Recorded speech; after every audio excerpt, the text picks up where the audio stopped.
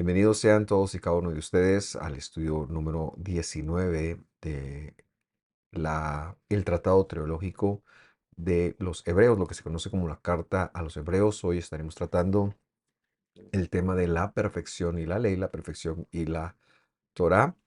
Quiero decirles que ya es el estudio 19, estamos muy contentos, vamos más o menos por la mitad de este tratado y procuraremos ir avanzando según Dios nos lo vaya permitiendo, pero agradecemos tanto la compañía de cada uno de ustedes. Quiero invitarle para que, si todavía no se ha suscrito a nuestro canal de YouTube, lo haga para que le lleguen nuestras notificaciones y de la misma manera dese una visita por este canal y usted va a encontrar mucho material ahí que hemos empezado a subir a lo largo de los años, que estamos seguros, perdón, puede contribuir con el crecimiento en la escritura que usted, que Dios lo ha llamado a tener. Por supuesto, también está en nuestras redes sociales para que usted se suscriba y le lleguen mensajes de motivación y de la escritura, sobre todo, más que motivación. Quiero entonces empezar y recordar, como siempre, al hacer una introducción, que la semana pasada o en el estudio pasado vimos la relación entre el Mesías Jesús o Jesús. Mesías, cuando digo Mesías, me refiero a la función divina del Todopoderoso que se despojó de sus atributos y vino a la tierra para salvar. Vimos la relación entre él y Melquisedec en castellano, los diezmos, y este estudio continúa con esa tónica, aunque no vamos a hablar de diezmos, pero sí esa relación entre el Mesías y Melquisedec, y por eso hemos ya traído el tema de la ley acá, porque queremos verlo. Vamos a primero empezar a definir entonces el concepto de la perfección y yo le invito para que leamos juntos el versículo 11. Por cierto, antes de leerlo, enfatizar y recordar que este estudio es un estudio verso a verso con el contexto histórico y con una lectura hebrea, judía del primer siglo de lo que tenemos en griego. Verso 11 lee de la siguiente forma, entonces 7:11 dice, ahora bien, si la perfección era por medio del sacerdocio levítico, pues sobre esa base recibió el pueblo la ley, la Torá del Señor. ¿Qué necesidad habría de que se levantara otro sacerdote según el juramento de Malquisedec y no designado según el orden de Aarón? Muy bien, está ahora que ha hablado de los dos sacerdocios, él va ahora a hacer una comparación entre el sacerdocio arónico y está señalando que no hay forma alguna que la perfección, que es lo primero que queremos definir, venga por medio de este sacerdocio, por medio de Aarón. Si la perfección viniera por medio de él, dice, entonces, ¿por qué habría de mencionar la escritura acerca de Malquisedec? Y esto se da a pesar de que la escritura, la Torah, la ley, ha puesto un pacto, un testamento para los descendientes de Aarón. Recordará usted Aarón en primer lugar, pero luego Eleazar y su otro hijo Itamar, y luego Pinjas, el hijo de Eleazar, nieto de Aarón, allá en Números, cuando Dios le da un pacto solemne por tiempo escondido. Decimos que este versículo no está demeritando la ley del Señor, sino que lo que está diciendo que de acuerdo al cuerpo mayor, al cuerpo de más autoridad legislativa que se tenía en ese momento y que por supuesto también se tiene al día de hoy, de acuerdo a ese cuerpo em, que es la base de todo lo que hacemos, ¿por qué si se le habían asignado a los sacerdotes las funciones, por qué tendría que cambiarse? Y la respuesta la ha dado el mismo versículo, porque este sacerdocio, el de los humanos, no proveía de la perfección, y esto a pesar de que la misma ley del Señor, la misma escritura los había designado a ellos como sacerdotes. Por eso se necesitaba un sacerdocio distinto que sí fuera a proveer esta perfección. Pero este sacerdocio también se encuentra en la misma ley del Señor. No está hablando de cosas distintas. Este sacerdocio lo enseña y lo enseña desde Génesis y lo enseña desde Salmos. Hemos leído esos versículos en los estudios anteriores. Pues tenía que traer un sacerdocio que fuera como el de Melquisedec, el de Melquisedec. Eso es lo que está estableciendo. Entonces, para entender bien este verso de la perfección, en primer lugar, para entender la perfección primero, pero también para entender el verso en sí, vamos a ver qué es lo que el autor quiere dar a entender cuando habla de la palabra perfección. Precisamente y para de entender esto, vamos a saltar ahora en este estudio que vamos verso a verso.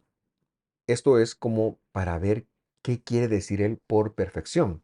Luego regresaremos a hacer nuestro estudio verso a verso, pero ahora saltearemos algunos versículos y estableceremos entonces qué es lo que el autor tiene en mente cuando habla de la palabra perfección. Es importante entenderla porque eh, el sacerdocio arónico no proveyó esta perfección.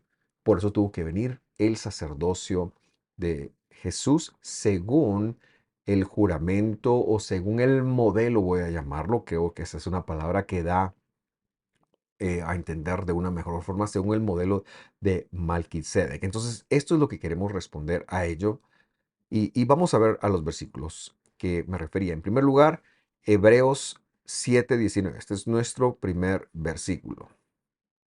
Pues la ley, perdón, la Torah nada hizo perfecto y se introduce una mejor esperanza mediante la cual nos acercamos a Dios. Ahora yo quiero pedirle, por favor, que usted no tenga los ojos que el cristianismo ha tenido en los últimos 2000 años para ver estos versículos, porque entonces se esconde la verdad. Aquí está diciendo, la ley, la Torá, no nos hizo perfectos. Y eso es completamente verdadero. Por eso se tenía que introducir, dice el versículo, una mejor esperanza mediante la cual nos acercáramos al Señor. Ahora, pensemos en qué está diciendo. La Torá, los primeros 5 libros que Dios le entregó a Moisés, no nos hicieron perfectos, pero tampoco era su función. Eso está en total coherencia con lo que la misma ley del Señor establecía. Lo que Pablo enseña después en Romanos, que lo hace también en Gálatas, es que la función de la ley no era perfeccionarnos tampoco, sino era de evidenciar cuál era la deuda y cuáles eran las características divinas. Pero la ley como tal, por estar en un escrito de inerte, inerte, como dice Corintios, la ley no nos podía hacer perfectos. Teníamos que, algo más tendría que ocurrir y bueno, eso es lo que estamos tratando de delinear. Entonces, señalar que la Torah del Señor no fue entregada para perfeccionarnos, sí fue entregada para que viéramos cuál es el estándar de cómo Dios es decir, el paradigma, el modelo a seguir, y para que el hombre viera cuál fue la deuda que el pecado causó en él. Vamos al segundo versículo. Hebreos 7:28 dice, porque la ley designa como sumos sacerdotes a hombres débiles. Y cuando dice aquí débiles no se refiere a una, un adjetivo de si son fuertes o débiles, sino está hablando de pecadores. Pero la palabra del juramento, de la promesa que entregó el Señor, que por cierto también está en la ley designa a hombres como somos sacerdotes, pero la palabra del juramento, que también se encuentra en la ley, que está sobre o con la ley, al Hijo perfecto para siempre. Es decir, el juramento, que es la promesa de Dios, que también está incluido en la Escritura, eh, está con la ley. Las traducciones que leímos decían está después de la ley. creo, voy a buscar aquí una para compartirla con ustedes. Estamos leyendo el versículo 7:28 y en la Nueva Biblia de las Américas dice, porque la ley designa como somos sacerdotes a hombres débiles. Hasta ahí estamos de acuerdo. Pero la palabra del juramento que vino después de la ley, dicen. Ellos están diciendo la palabra del juramento vino después. Sin embargo, la palabra meta, que es la palabra que está ahí, quiere decir sobre. O sea, la palabra del juramento que vino sobre la ley, no en lugar de la ley, sino sobre, como afincada en la ley o con la ley, es la otra forma de entenderlo. Esta palabra ha designado al Hijo como el que es perfecto para siempre. Y aquí ya empezamos a tomarnos una idea. ¿Qué es la perfección? La perfección es Jesús, incluso cuando estuvo aquí en la tierra. Muy bien, sigamos avanzando para crearnos la comprensión de qué es la palabra perfección y vamos ahora a dar un salto hasta el capítulo 9, versículo 9. Dice, esto es un símbolo, nuestro tercer verso, para el tiempo presente, según el cual se presentan ofrendas y sacrificios y no pueden hacer perfecto en su conciencia al que practica ese culto. Por favor, establezcámonos a qué nos referimos. Es la década de los 60. En Jerusalén el templo todavía está de pie. Los saduceos, que son quienes controlan el templo, ofrecen sacrificios. Son sacerdotes impostores, pero todavía existe, o hasta el tiempo de Jesús existía, una costumbre y un respeto a ir a presentar ofrendas al templo. Aquí está diciendo que hay un símbolo para ese tiempo, que todavía se presentaban ofrendas y sacrificios. Está reconociendo lo que está ocurriendo en ese momento histórico, pero hace una aseveración importante. Estos sacrificios no pueden hacer perfectos en su conciencia a las personas que practican tales cultos. Y entonces ya vemos la debilidad del sacerdocio arónico, porque aunque sí logra una reconciliación con Dios, cuando esa persona volviera a pecar, porque su conciencia no estaría siendo hecha perfecta. Y es que la idea no es que Dios te perdone, la idea es que no peques más. La perfección entonces ya va tomando una forma. Tiene que ver con la transformación de la conciencia en una que evita pecar.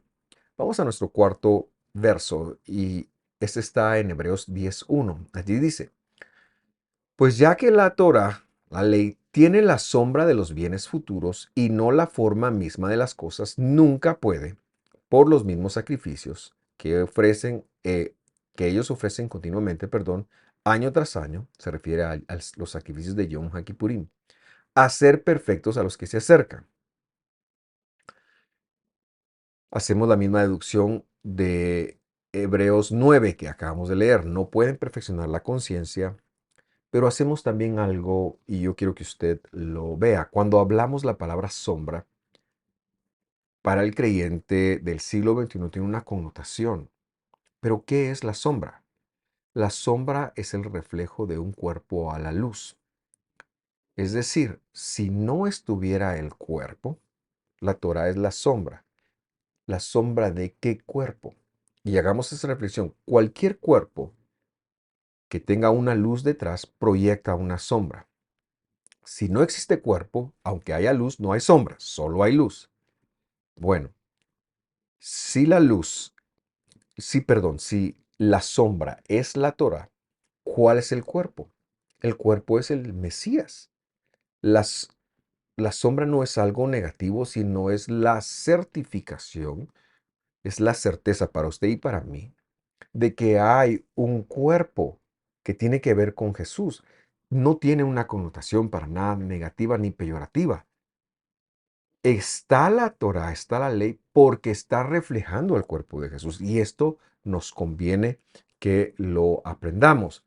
Y para ello, seguimos en este viaje de descubrir qué es la perfección. Versículo 14, 10:14 de Hebreos dice, Porque por una ofrenda, y aquí se refiere a la ofrenda de Él mismo, de su cuerpo, Él ha hecho perfectos para siempre a los que son santificados.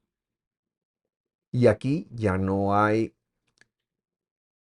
una sombra que oculte más, que refleje más.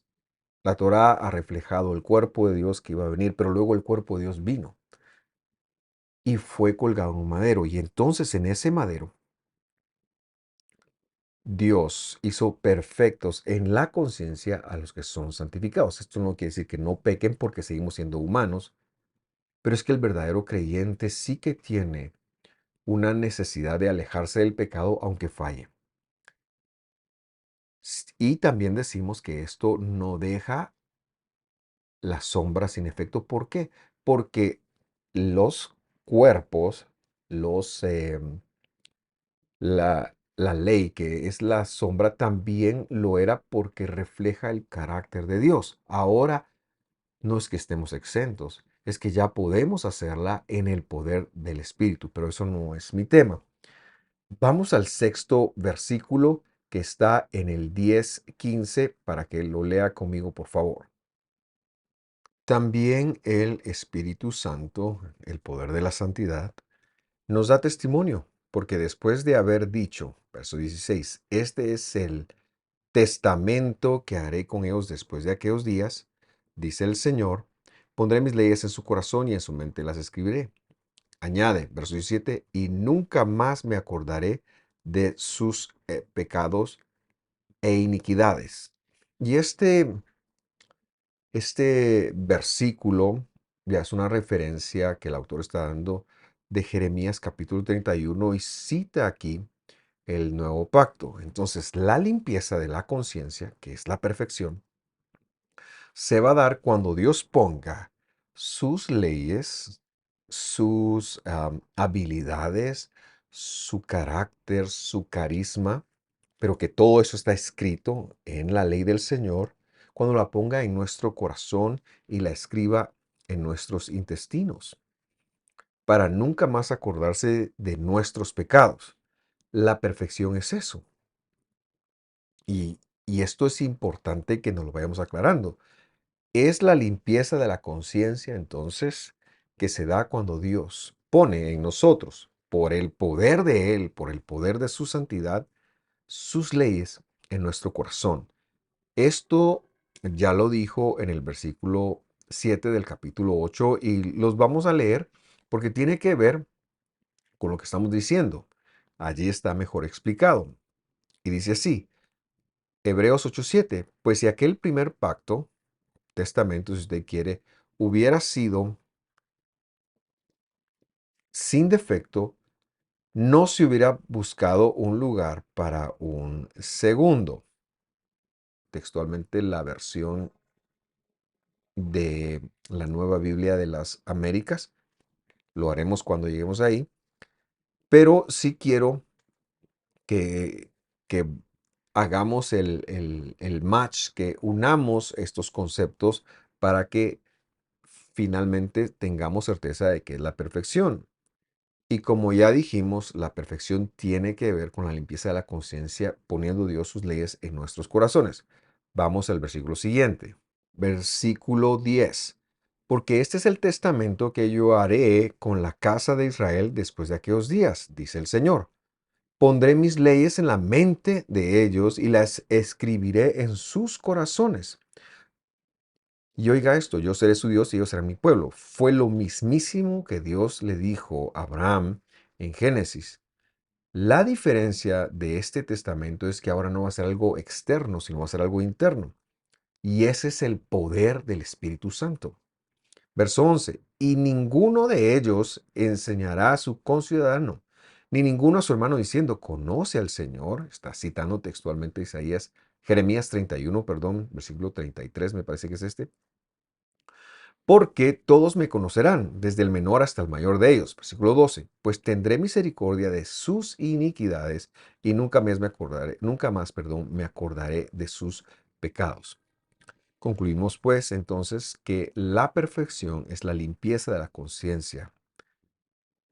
que no podía lograr la ley como tal, y la posterior colocación de ahora sí de la ley, de las leyes del Señor en nuestro interior y en nuestro corazón. Y recordar que el corazón es la mente.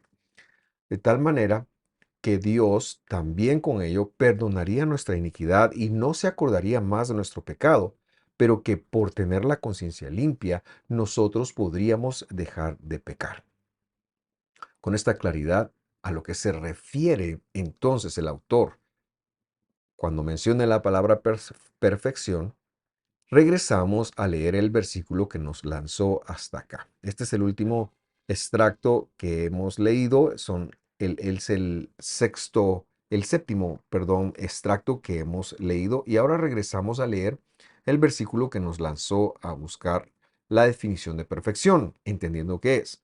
Versículo 11, 7:11, que es donde vamos en nuestro estudio. Volvemos ahora a verso a verso. Ahora bien, si la perfección, que es la limpieza de la conciencia y la colocación de las leyes del Señor dentro de nosotros, era por medio del sacerdocio levítico, no lo era, pues sobre este se recibió, esa base recibió el pueblo la ley. ¿Qué necesidad habría de que se levantara otro sacerdote, según el juramento de Melquisedec, y no designado según el orden de Aarón? Pues había toda la necesidad porque la debilidad de los hombres impedía que se diera esa limpieza de la conciencia. Ahora bien, versículo 12, sigamos. Porque cuando se cambia de él el sacerdocio, dice, necesariamente ocurre también un cambio de ley. Ahora, todas las versiones que yo leí, que fueron 7, 8, colocaron aquí el artículo definido a la palabra ley, es decir, hablaron de la ley. Cuando nosotros encontremos la ley, pero en los originales griegos, ciertamente se refiere a la ley del Señor, pero acá no está el artículo, sino que el traductor ha pensado que es la ley y por eso lo coloca aunque no esté. Y decimos que esta es una falta de, de ética porque debería de no dejarlo si no está en el original. Por eso es necesario explicar lo que quiere decir la palabra ley. La palabra ley viene de la palabra hebrea Torah. El problema es que en griego solo existe una palabra, lo tradujeron siempre como nomos, y nomos pues tiene que ver con leyes y estatutos. Sin embargo, en hebreo, porque la revelación también del Nuevo Testamento está dada con una mentalidad hebrea, en hebreo la palabra Torah más que ley es una instrucción. Lo que pasa es que contiene algunas leyes, por supuesto.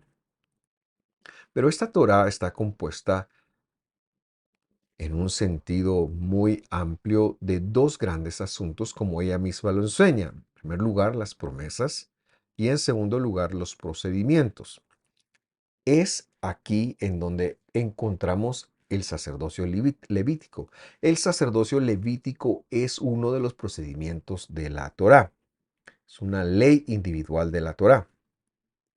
Y este procedimiento capacitaba a hombres para ofrecer un sacrificio.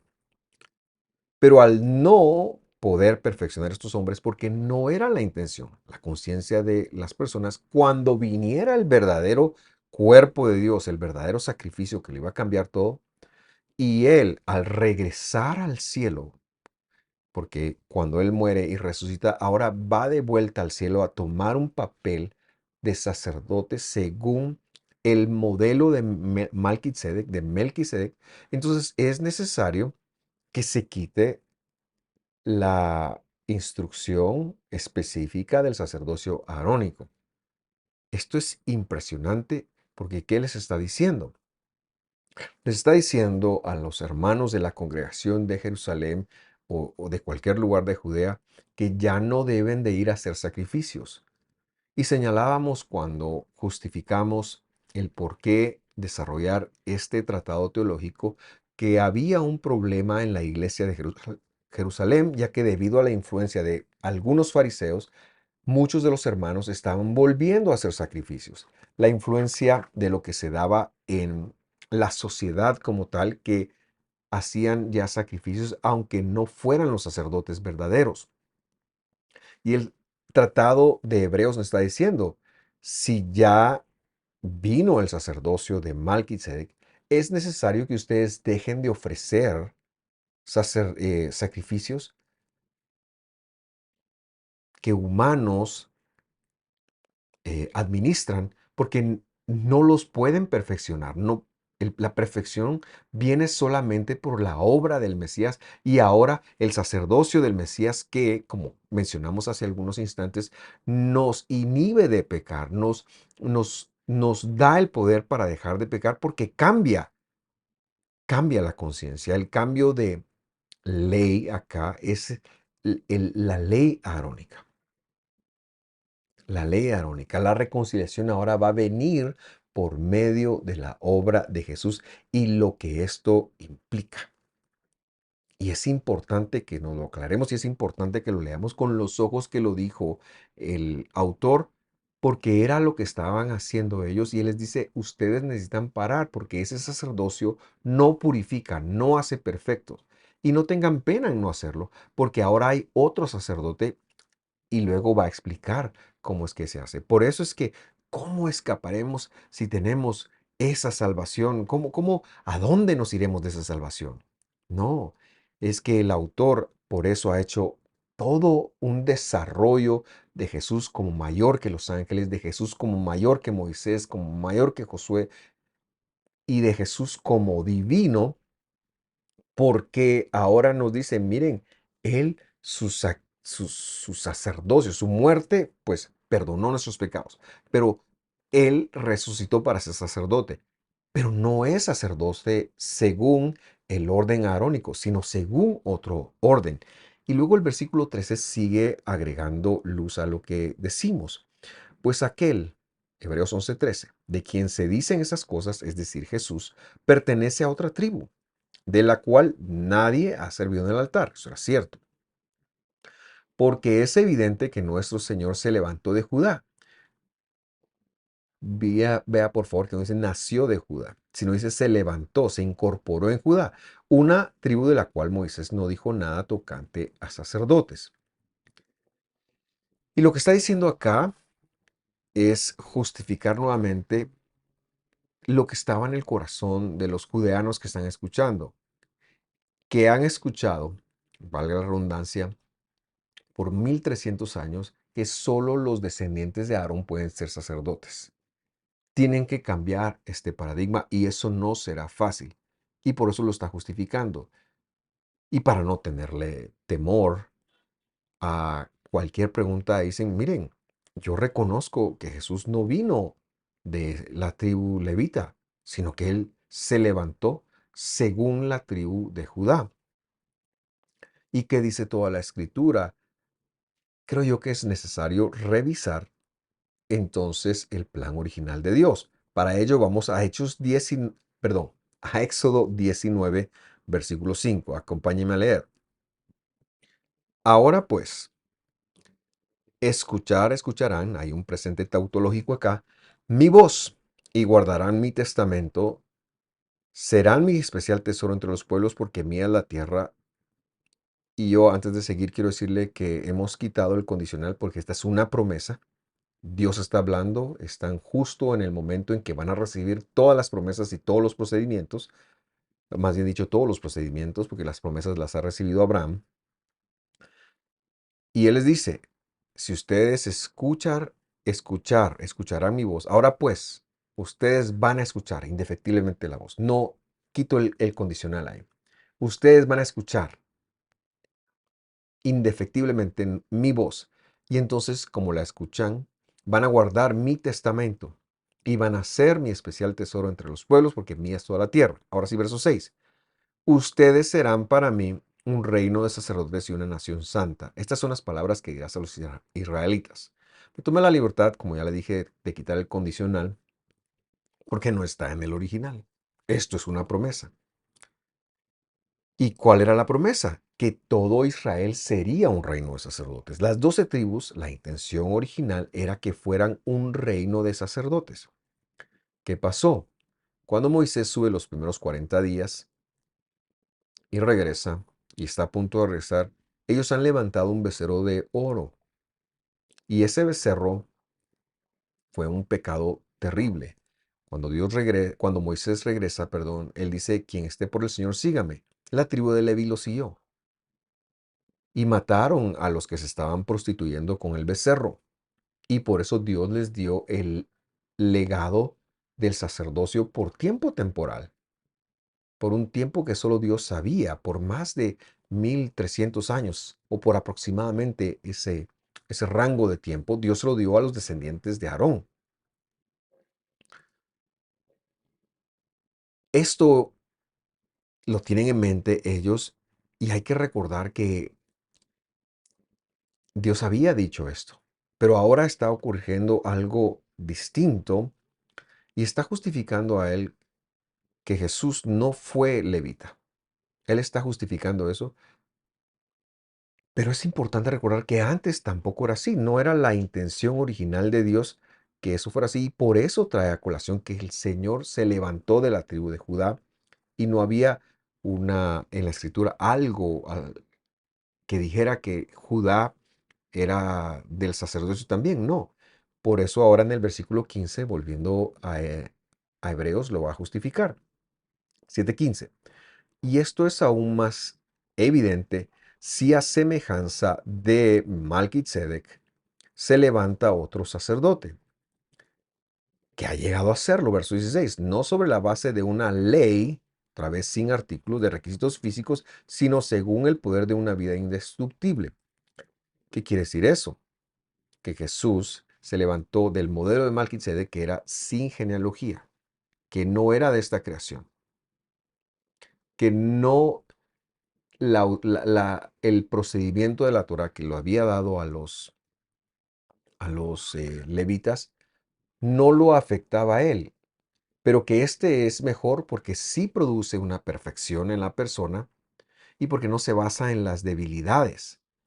Y aunque la Torah le ha dado a los descendientes de Aarón el derecho, el trabajo, la competencia, es la palabra que estaba buscando, de ser los levitas, de ser los sacerdotes, fue por un tiempo temporal como también se los prometió. Lo que pasa es que han traducido perpetuamente y por eso es que nosotros nos esforzamos por traducir lo más apegado al texto, porque ahí dice por el Olam. Todas las promesas a los levitas, a los descendientes de Aarón fueron por el Olam, es decir, un día se iban a acabar. Y Hebreos tiene la intención de que los receptores de esta carta, que son judíos, que viven en Judea, pero que son creyentes en el Mesías, suelten el sacerdocio arónico y se comprometan con el sacerdocio de Jesús según un modelo que ya estaba escrito en Génesis, que es el modelo de Malquisedec. Por eso no necesitamos de otro sacerdocio y al sacerdocio de Jesús es distinto porque sí produce una perfección en nosotros. Verso 17. Pues se da testimonio. ¿De quién? De Jesús. Tú eres sacerdote por el Olam, es decir, por el tiempo escondido, según el juramento, el modelo de Malquisedec. Y en este versículo vuelve a citar el Salmo 110, versículo 4, para que les quede claro a los de Judea, a su auditorio, que está hablando. Y el versículo 18, que va a ser el último que vamos a leer hoy, lo remata diciendo, porque ciertamente queda anulada la competencia anterior por ser débil e inútil. Y esto es impresionante. Quiero ser muy cuidadoso con esta explicación. En primer lugar, traduje competencia en lugar de mandamiento, por dos razones. Aquí está la palabra éntole, y éntole traduce al griego la palabra mitzvah del hebreo. Mitzvah es una competencia, lo cual es un rasgo del carácter del Señor. Mitzvah no es un mandamiento. Es como lo traducen al castellano. Commandment lo traducen al inglés, quiere decir mandamiento también. pero es una competencia y una competencia se basa en una serie de procedimientos que nos llevan a hacer una destreza o una habilidad. Lo que está diciendo acá es que queda anulada la competencia arónica porque era débil e inútil. Lo que él quiere que los judianos comprendan es que eso que ven en el templo, es que los sacrificios de los animalitos eran un prototipo de lo que el Mesías vendría a ser. Era la sombra. Pero a ellos, cuando el Dios, el Rey de Reyes, su majestad, fue colgado en el madero de el Calvario, el Señor anuló la competencia. Queda anulada la competencia arónica, aunque sea descendiente y aunque la Torá le había otorgado a esto. Pero es que se lo había otorgado por un tiempo escondido que solo Dios sabía. Y entonces no se rompe la Torá para nada. El conjunto de leyes del Señor no se rompe para nada. ¿Por qué? Porque ella misma había dado testimonio de que